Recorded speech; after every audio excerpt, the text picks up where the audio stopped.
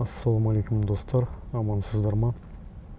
Мен кеше егістік алқаптарыңызда ағын су мәселесі болып жатса, арықтан келетін су болмай жатса, басынан құдық қазып, тамшылату әдісі арқылы егін егіп өнім алуға болатыны туралы видео салған болатынмын. Сол видеоның астына біраз пікірлеріңізді жазыпсыздар. Әрине, көлден, өзендерден келетін, арықтардан келетін суға, табиғи суға ештеңе жетпейді.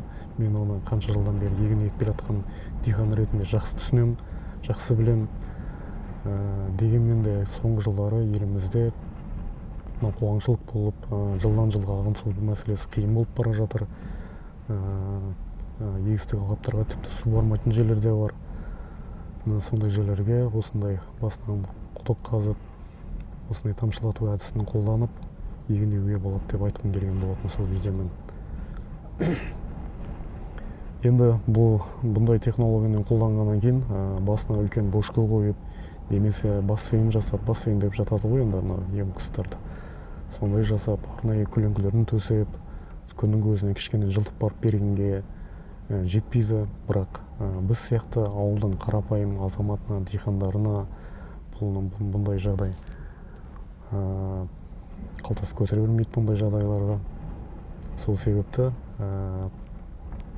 осындай да қарапайым тәсілмен суарып егін егуге болатындығын айтқым келеді.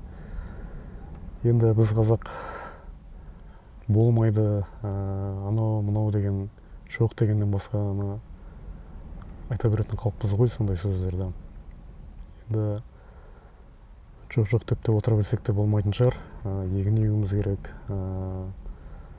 күнімізді көруіміз керек деген сияқты. Сол себепті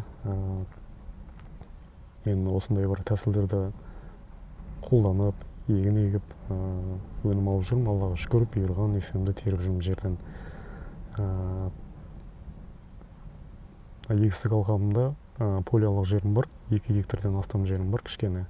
Ол жақта да ағын судың мәселесі қиын болғаннан кейін басынан құдық қазып, ол жақта да осындай тамшылату әдісін қолданып, арықпенді суарып, сол құдықтың суымен тікелей өнім алып жүрмін. Ол туралы талай видео салдым.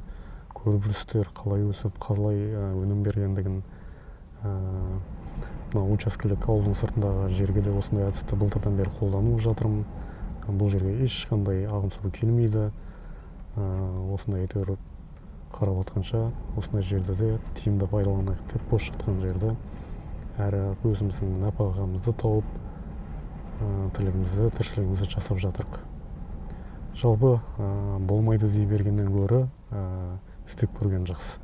Мен өзім істеп көріп, әбден басынан өткен нәрселерді ғана салып, елмен бөлісіп жүрмін. Әр қазақ бай болсын деп айтқым келеді сол сөзімнің соңында. Аман болыңыздар. Еңбек етейік ағайын, тек қана еңбек етейік.